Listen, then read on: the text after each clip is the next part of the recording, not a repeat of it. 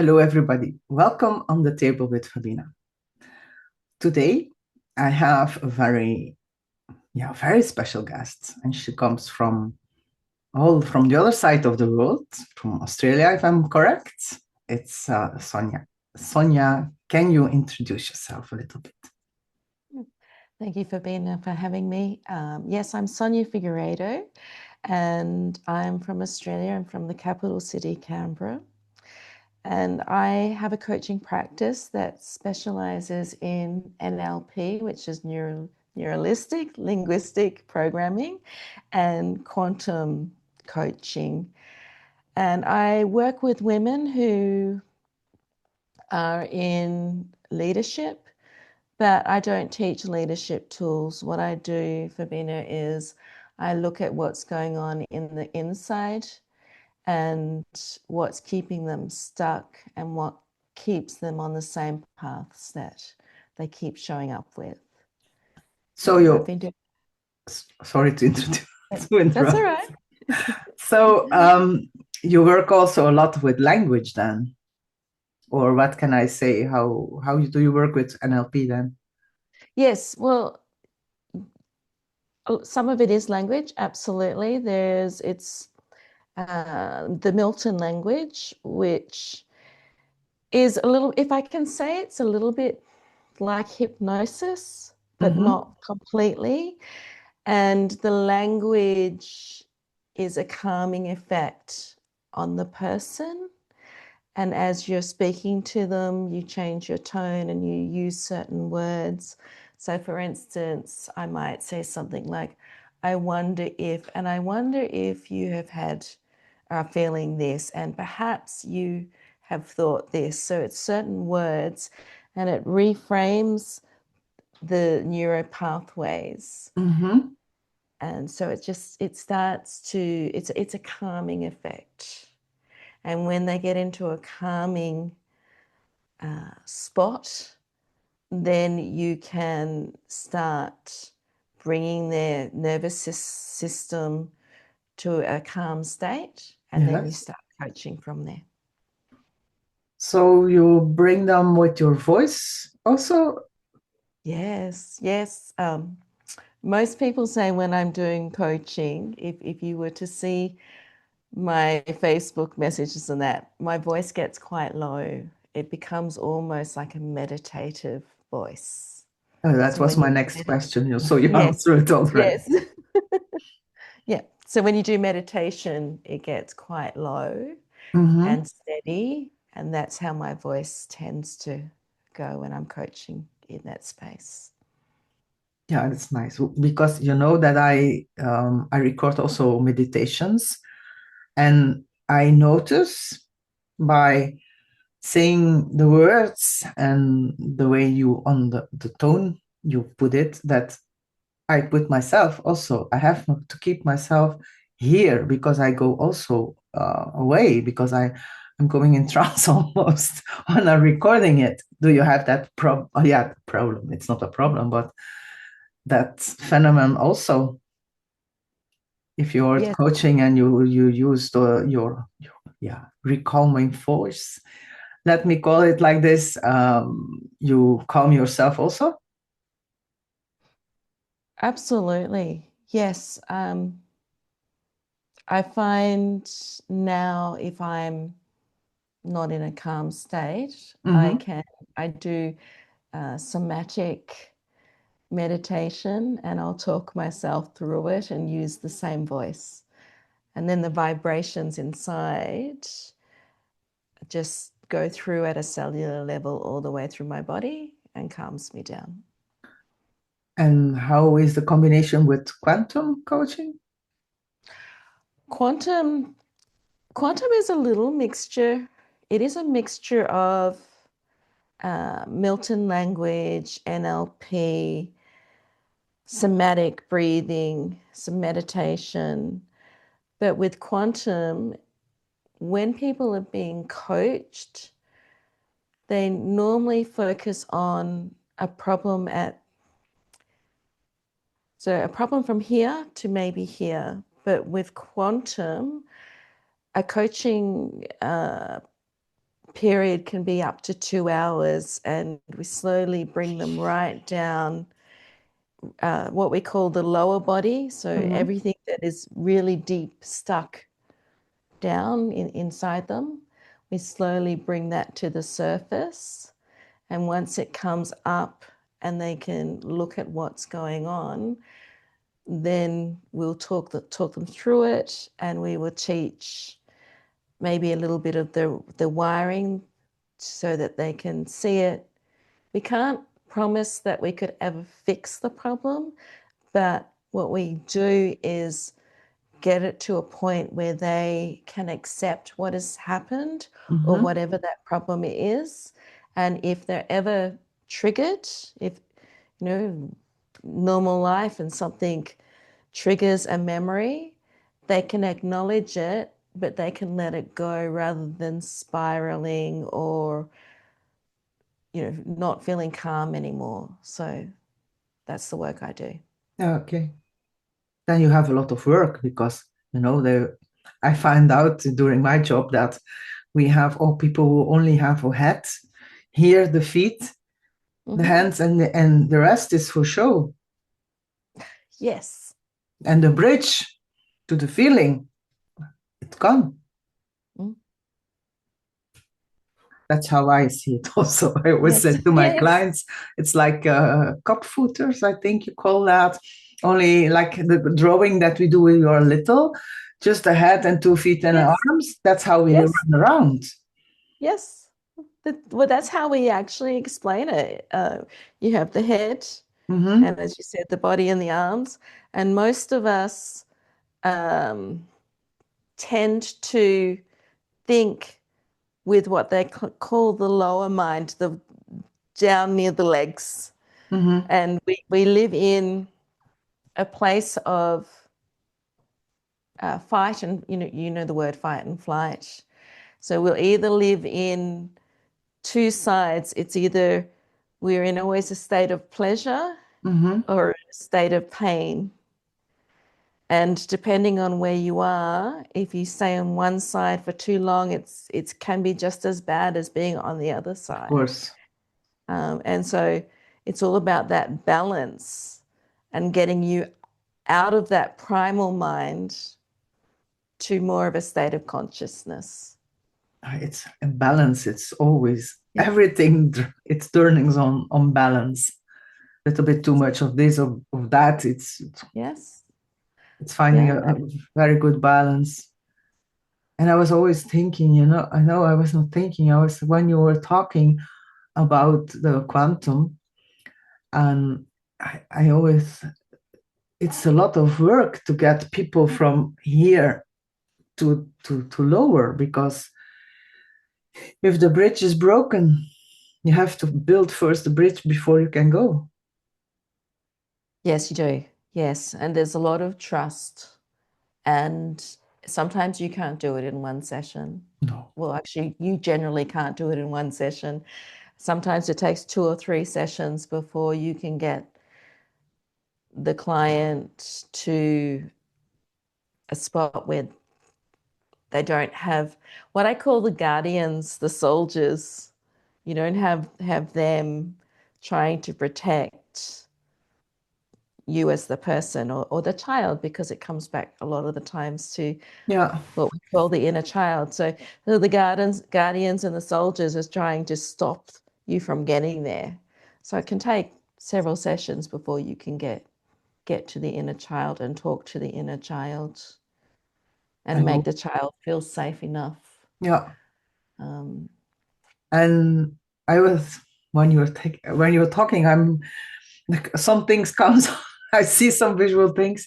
I saw the brain with who's steering us, and they are always the brain has used to go always one direction. That's always like like a hamster in a hamster roll. I think you call it. Yes, a hamster on a hamster wheel. Yes. Yes, and it's always because the brain wants us to be safe. Everything what's new, it's danger for the brain, and we have to prove 6 weeks at least that the new things are safe. And then maybe the brain says, okay, I accept it. And that's how I see it. And Yes. as long as we are constantly doing the same thing, and yeah, it's always the same. And if there's we have as human, how do you call that? That's of course my mother language is Dutch, so I have to think in English now. You have a package and you put it in the cellar, and then you have embellished it with a nice paper, and it's something you say, oh, I don't want that anymore. We put it. In Belgium we always said you put it in your backpack. But can you imagine how big the backpack is if you put everything inside? So I always explain it in the cellar. So everything you put in your backpack, it's like a present. And you put it in the cellar, you don't see it anymore. It's invisible. Then when somebody is coming around, or a child, those are the most beautiful mirrors of your life. They take the present, they open it, and you says, don't do that. And we have a lot of, as humans, as grown-ups, we have a lot of nice words then, and we embellish it again, paper back in the balance and in the cellar, and every time till we have learned to accept it and work with it and see what we can turn it in, it will be a very scary package we get. But once you see the scary package and you turn it and you see it in a different way, it's a wonderful gift they give you. Yes, absolutely. There's a couple of things that I was thinking when you were talking then. I actually call it little boxes with pretty ribbons. Put them on Yes. the shelf. So we all have those analogies. But a lot of the times when we start turning or putting them in the boxes, it's from about the age of 6 we start to do that. And I know for myself, I buried a lot of things. And it wasn't, I was in my 40s, and I remember, of all places, so I'm going to blush here now. I was standing in the shower, and I was washing my hair, and all of a sudden I started crying, and I couldn't stop crying. And a memory just came up. And I didn't even remember it, but it was obviously time my body needed to release that memory, and it just came up. And a lot of people, even myself, if I hadn't have been intuitive, I would have tried to force that back down because it was uncomfortable. But I just let myself cry. And then, as you said, I took that memory and looked at it and worked my way through it. And then I could release it. And now I can look at that memory and feel completely okay with Because what we it was. have all memories or history is biographic. It's our history. It's Yeah. only the story we put on. It can be a light, and it's a very good emotion, but it can very challenging and feeling very heavy. And then you have a horror movie on that one story, you know. And it's how what the story you hang on the happening. I Yes. always, yeah, I always use this to my clients too, because it's important that they realize we can't change the past because it's history That's it. and One thing everything. Yeah, tell it. Sorry. Sorry. No, I was just going to say, one thing that I have learned is, regardless of what the situation is, the universal language is love. And people will say to me, but that doesn't make any sense. If something bad happened, how could that be love? And I'm going, just sit, because the opposite to love is hate, and hate is love. So when you look at the universal languages, you want to have love. When you look at that, whatever it is that's come up for you, if you see it through a different light, as you said, and Mm-hmm. see it through the lens of love, what has it taught you? Yeah. How did she survive from that? What did she learn? I It's a always said, different I way. always said something similar. I always use the words everything happens at the right moment, at the right frequency. Even it looks challenging, it's a gift Mm, because it's we said it's a problem, but no, we look at different, like we're very negative because it's a challenge. If you know how much I fell down and to the concrete when I thought, oh my gosh, what's going to happen? How can I solve it? I always solve it. mm, I sit down, I look on every kind of direction, and then I see, oh, that shape it is. Okay, I work with it. Of course, it asks working. And we are, my opinion is that everything has to be easy. If you have to put a lot of energy in it, it's boring. mm.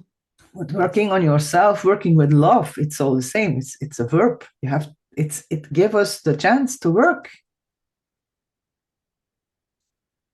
And when I was thinking about your shower and your crying, you just did amazing job because you put water on the outside and also cleaning on the inside.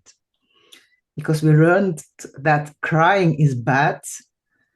And I always tell that crying is cleaning yourself inside. Okay, Yes. your eyes, you look terrible afterwards, but use a cucumber to clean it and really put it a little bit normal, Yeah. but it's cleaning inside. That's it. And you're right. I have had a client who, when she started going through her own journey, she was crying a lot, and she said for a little while she stopped crying, and she thought she had been healed. These are her words. And then she said, but I started crying again, so I mustn't be healed. And I said to her, what is crying? And she goes, well, it's when you're sad. And I said, but is it really? Yeah, Because it's sometimes, no. sometimes it's a release. Sometimes you're happy. I said, don't look at crying as just being something that you're sad with. Sometimes it's a whole heap of other things, like you said. But we're taught not to cry. And men in particular, I don't Yeah, know about you, but I know in my generation, here in Australia, men weren't, they were told as little boys not to cry. yeah, here is the same. I think Mhm. it's a universal, no, earth situation thinking because what's wrong? You know, or your soul is in a woman body or in a male body. We are humans. Yes. And I know my in my family too. My brother he was it was a sin if he cried. Mm. And when we were in bed, I was telling him, please cry every time. And then I said, because you are human, cry, please, because otherwise you're getting angry, you're frustrated, you project it on the other side of the world. You do wrong things. And what is right and wrong? But you be violent. Just kick it out, let it go, Yeah. Yeah. and let it stream because it's we need. You see, if in Belgium we have a lot of rain, of course, but if some months it's never rain, how dirty it is. And Mm. when the first time it rained, you see how much dirt there is. It's the same inside. If you keep everything and you're just poisoning your body. Yes. And that is, of course, the pharma wants that to poison. The more we poison it, the better it is for them. It's always the same circle, For me, it's Yes. always the same circle. It's always going back to the pharma, the profit of the pharma. And we Yes. can do so Yeah. much ourselves. And it's time that people see it and realize that. 100%. And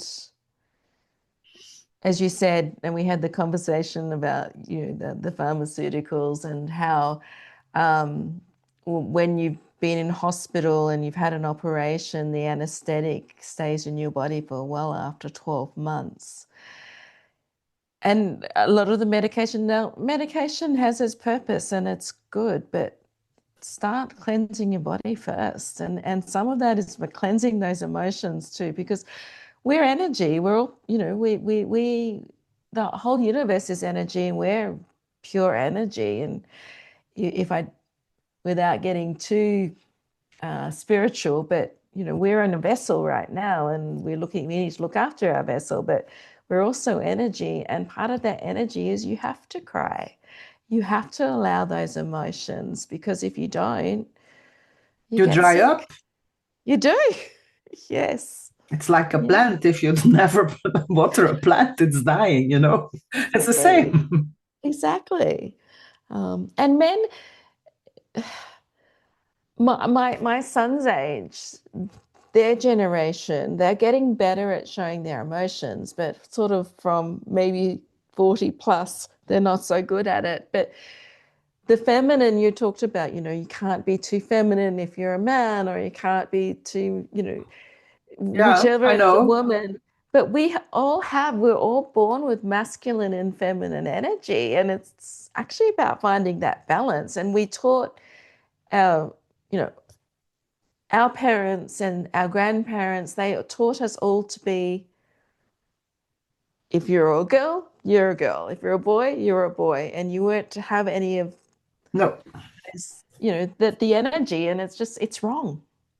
Yeah, and It's, this is a boy job and this is a female job. And I went with I said, can you show me how to change the things in the car? I really want to like it, I want to learn it. Because I thought, or hammering, or I wanted. My father refused it in the beginning, but then he realized I really want it. Even I'm very family, I can also saw, I can do a lot, but you have the balance in between everything is so, and I think because we realize how important it is that also men show their emotions, that we yes, show that to our children, to our yes, sons, because my son also showing his energy and his frustration, and I just say, what do you want to say? Mirror, show me your mirror, because I have to see what's wrong, and teach you that. And if you have emotion, just let it go. If you want to cry, let it go.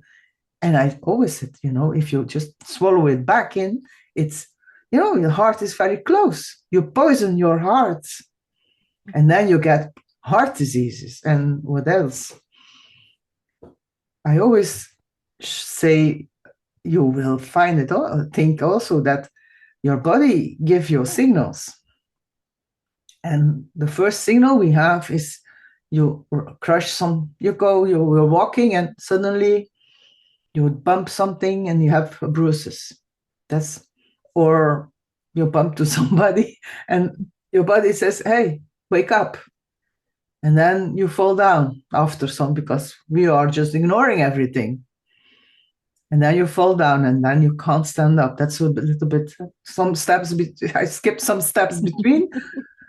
And then your body force you to stop and watch. And even then we ignore it. yes.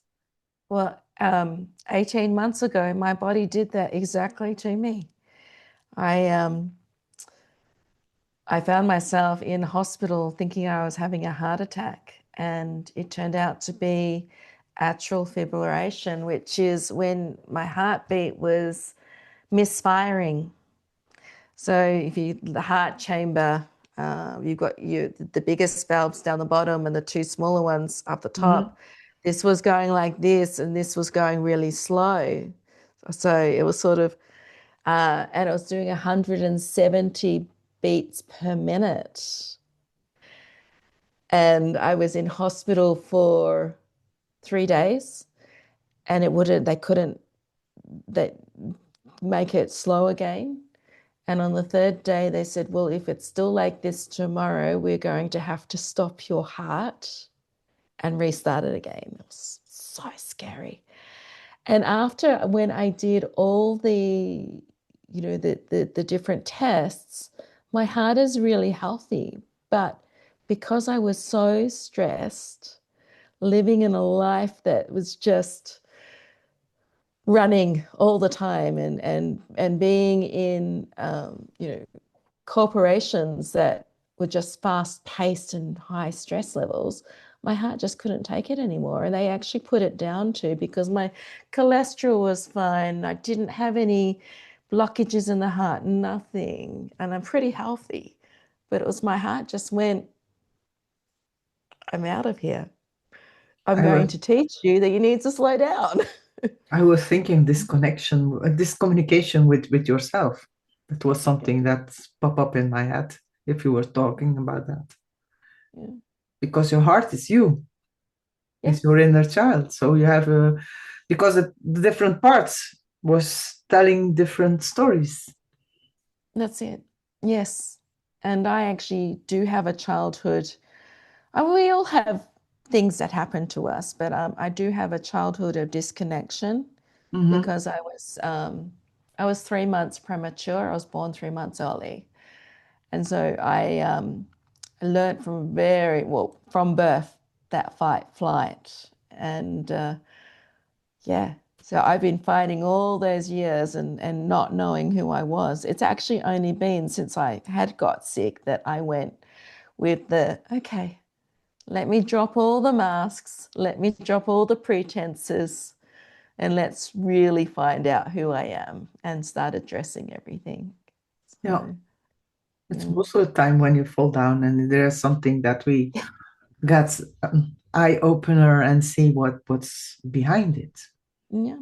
I have some clients who had some death experience. They really are different before and after. They see, and if you call it spiritual or whatever, well, they see what they are really totally different, and they open and they see what they need to do here and what they have another life too. They live more for themselves instead of the exterior worlds. Mm. Yes. Oh, Yes. wait. And that's exactly what happened to me. It was like, do I want to keep on doing the same things and start getting sicker and sicker? Or do I want to get back in touch with my natural abilities and my intuition? Because I've always been the word empath. Do you? Yes. Yeah. So I've always been an empath and I had always looked at natural therapies and I just went, well, why don't I just live my life differently and live it how I've always known I should? And I have not had an incident since 18 months ago because I just started to change my life. So is it also then when you changed your to quantum physics?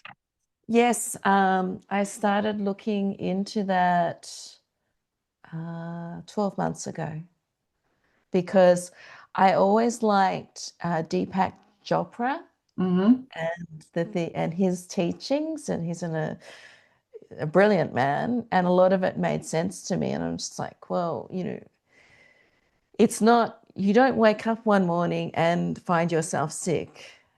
It's generally on that cell level when something sort of gets knocked. My mother had cancer, and the doctor said to her that generally it's, when your body, it's always there. And if you get a knock, then it comes out. And so when a cell is broken, it takes one cell and then another cell and they join together and all of a sudden you're sick. And it made a lot of sense to me. And I went, okay, I can heal my mind, but if I don't heal my body, then I'm going to be back to Yeah, where I was. it's all in So, our cells too. yes. Because cells are constantly generating and copying. And if you have one cell who popped up and it's a wrong copy, Yeah. and the system is unable because our system is also out of balance. Yes. And the immune system has normally, as far as I know, um, the task to see what's the good cells and what's the bad copies and eliminate the bad copies. But if they have to do other jobs, other tasks, yes, then some bad things, diseases or terrible diseases are popping up, and yeah, that things happens. That's how they teach me that it's Yes. yeah, that the bad copy, that your immune system is doing other tasks than it should be because it's too Yeah, busy. that's Because right. we our body needs, normally it should be, yes, every system has its own task, but if the task is out of balance, your body is out of balance. So it's Yeah. And we don't put enough emphasis on that, you know, because society is so busy these days, and we seem to be getting busier and busier. We've forgotten, you know, my grandparents used to always follow the rest on Sundays. They came from farming communities. And yes, it can be also a religious, you know, back then, Sunday was the day of worshipping. But for them, because they were farmers, that was the complete day of rest. And it gave your body and your mind time to relax. But we don't do that anymore, you know.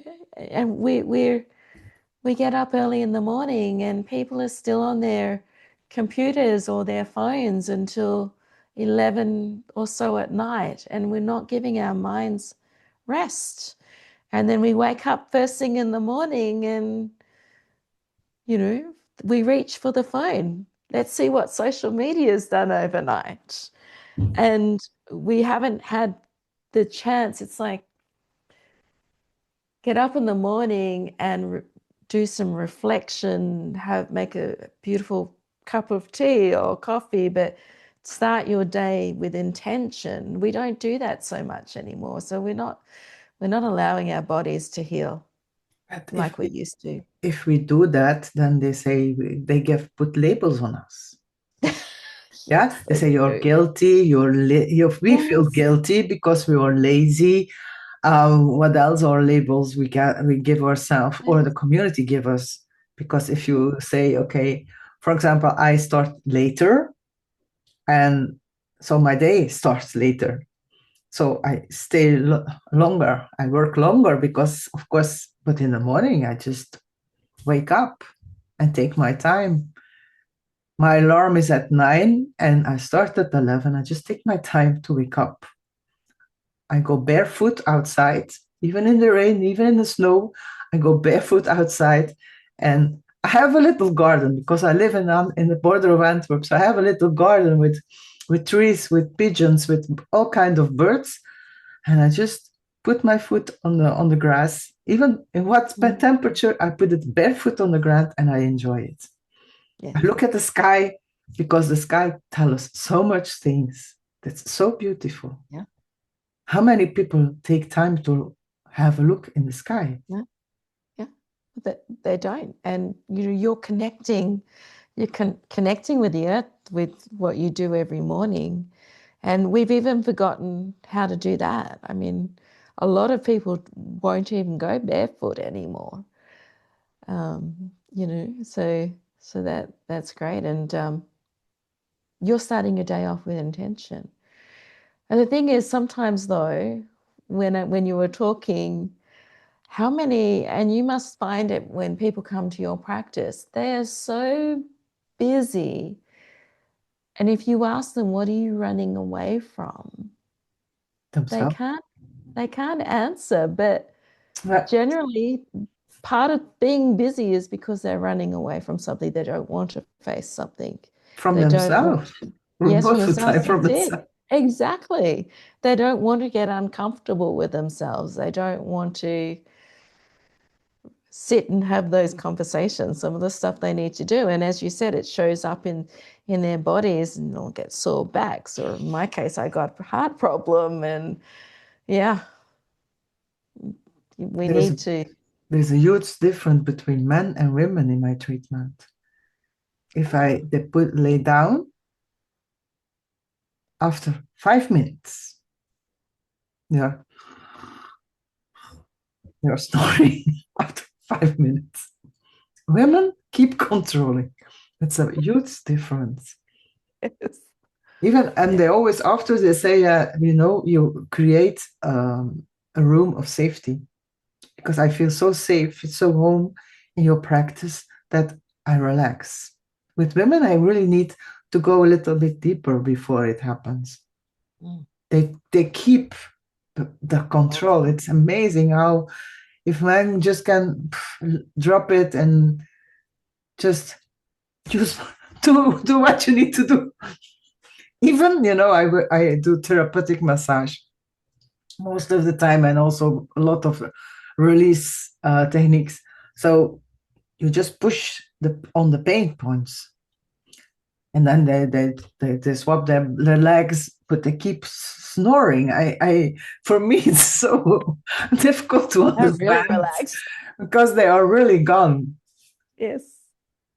And women keep controlling, and I think, Yeah. come on, go, let it go, just take that hour for you or 2 hours for yourself. That it's even then sometimes I said I force them to put the cell phone off, because even then they say, I said, no, I put it outside if you don't.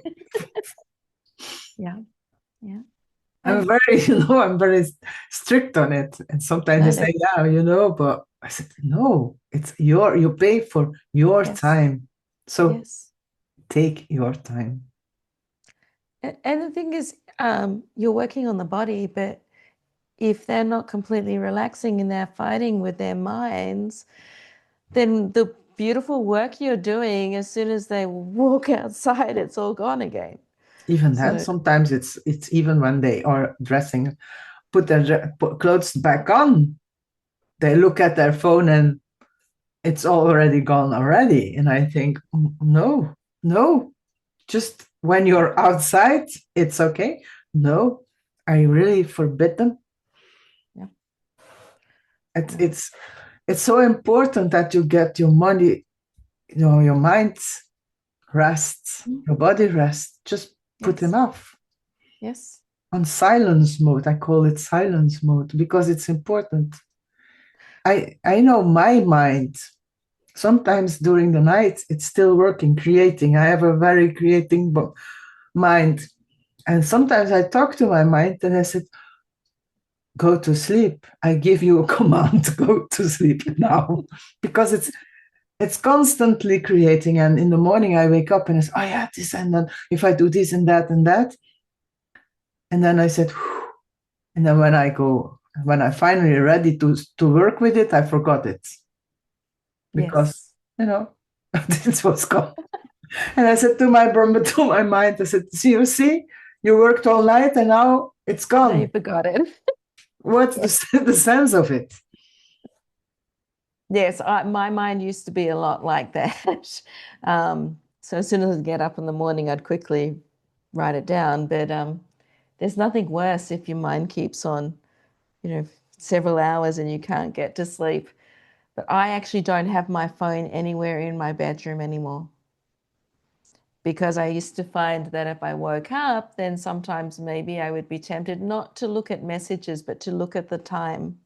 And as soon as I would see the time, then that my brain would start working a lot more. So I just don't have the phone anywhere in my bedroom now.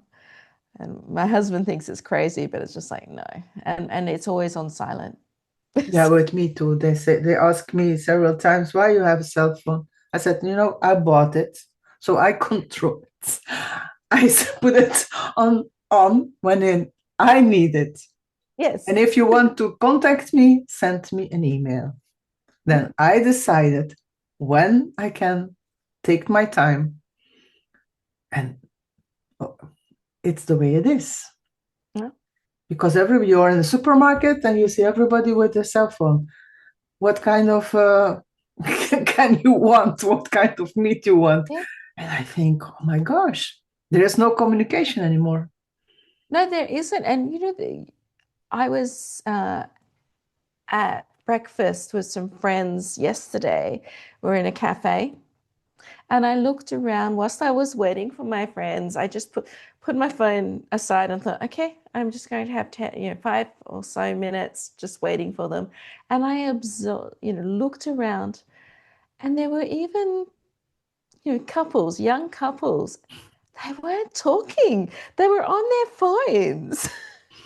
I Just like, how do you communicate through your phone? I don't know. I ask them. Well, sometimes yeah. I worked at the university. I did some kind of administration job before I did this, and they were all on a long table, all with their cell phone, and I just stand still and I said, "Oh, what did you? What did she wrote?" And there was, "Huh? Oh, aren't you talking to your phone to each other?" And they were watching me like a crazy woman. What are you asking us? But it's many times I ask, are you chatting your communication with each other to your cell phone? No, we are. I said, okay, I don't have to. I have what you do. It's not of my business. But you are sitting on one table and you never talk to each other. Mm. Why you sit together? And then they look at me and I think, and then I go, Yeah. why they need to be together? They are constantly on their cell phone. That's it. The communication is becoming a lost art, art, if we say. And people don't even know how to read body language anymore, and they've lost the subtleness of looking at people's breathing and all, because we're behind a phone all the time. And so when you sit, I feel like if I was in Belgium right now, we could sit for 2 or 3 hours over a cup of tea or coffee and just keep talking. But most people can't do that anymore. No, They just don't know how to. no, no. And I have a feeling it's going to be worse because what's taking over. So Yeah. And that's why practices like yours and mine is so important, yeah, because they need, people just need to be able to release things rather than holding it in and getting sick. And, it might not be something that's physical, but, that your mental health there's so much more. It's showing up in the ages of children of 4 years old now, because we call it here in Australia, the nanny, but that people are using the tablets, the iPads and all that. And I saw a parent the other day. She had a 1-year-old or a toddler in the pram, and she was out walking, running, and yeah. the child had a tablet, and it had a clip, so it could be on there. And the child was watching whatever it was watching whilst she was out doing her exercise. I'm like, that's so sad. And mental health is showing up at such a young age now. There is no connection. You need the first 6-7 years. It's a connection with the mother that's so important. Yeah. Yeah, and it's just not happening anymore. And I mean, we're tribal creatures. We're meant to be with people. We're meant to have that connection, and we're losing that. Yeah. So, Yeah, when you're talking, we both have that. If I talk, you think about some things pop up with me too. No, it was a moment that my son, he was 5-6 years, and we were in France. He only know Dutch, of course. At that, or I started to do English because he was, they are. That's he watches videos with my language. He always said, "Mama, it's you. I want to see the video or something in your language," so it means English, because our videos are never dubbed, or if we watched on TV, it's never dubbed. So if we have a Turkish movie, it's in Turkish. So we have always, or Japanese, it's the original language. So French, it was no, he didn't know, and he was with another friend there. He was also something in 5, 6 years, and they communicate. One in French, the other in Dutch, and they knew perfectly what the other was telling, only with body language. Mm. Because the one with French gave my son commands, and vice versa. So, and they knew what they were talking and the answering in their own language. And I realized, oh my gosh, we need to learn the other language so we can communicate. If I start to talk Dutch, who are looking at me, what are you saying? So we forgot the body language, and even we understand it better than the new generation, if I can or allowed Yeah. to say that. But even then, we need the words Mm. to understand each other because Yes, we lost the connection. we have, and it seems to be only getting worse, and it's really sad. One of the things I've done a little bit of study on is mental health issues that are turning up because of people who are losing their language. So, for instance, as I said to you, my grandfather's family was from Germany, and there was something that didn't quite feel right, and I felt like I didn't have a voice here. And when I did some research, people who have lost their mother language, the languages that's in their lineage, they actually start having problems either finding their voice or sometimes they have depression or anxiety, and it all comes back to the language.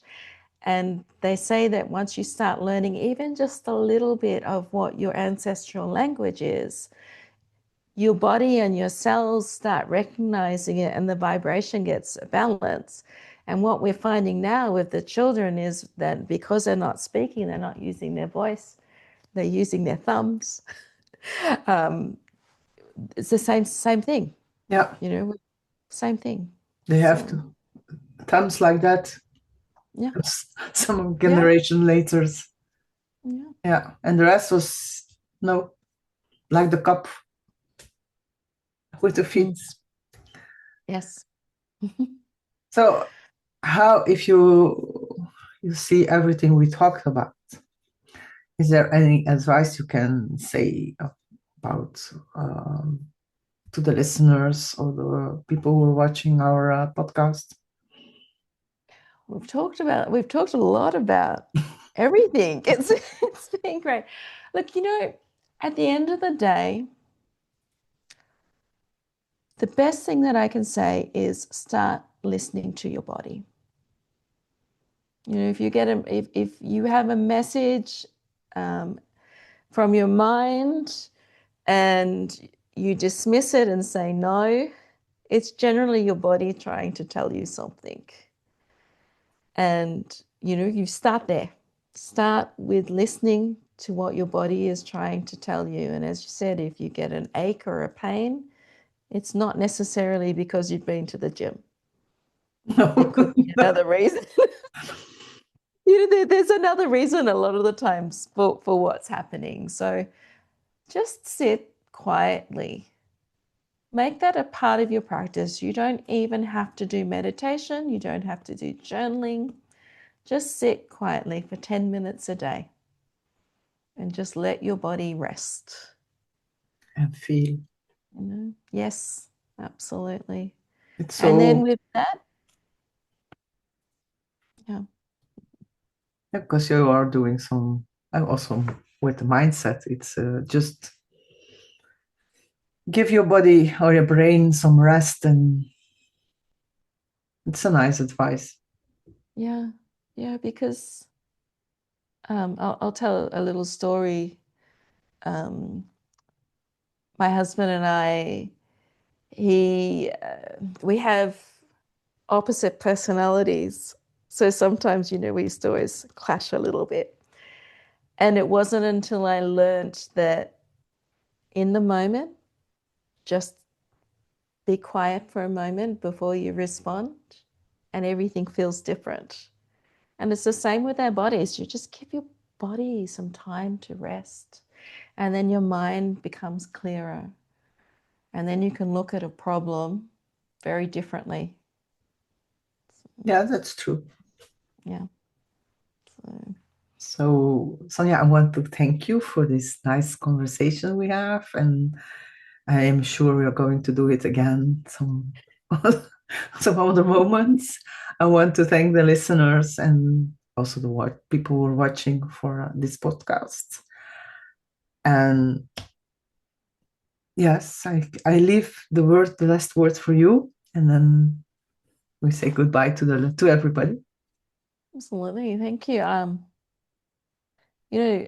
I just want to say if anyone is ever feeling in the need of help, find beautiful Fabina, even myself. We can have a conversation. But I always end my days and with my clients and my sessions, it's be mindful, one step at a time. That's all it takes. That's nice to end. Thank you very much. So we are going to do that too. Thank you, and see you soon in the next time or the next episode of On the Table with Fabina.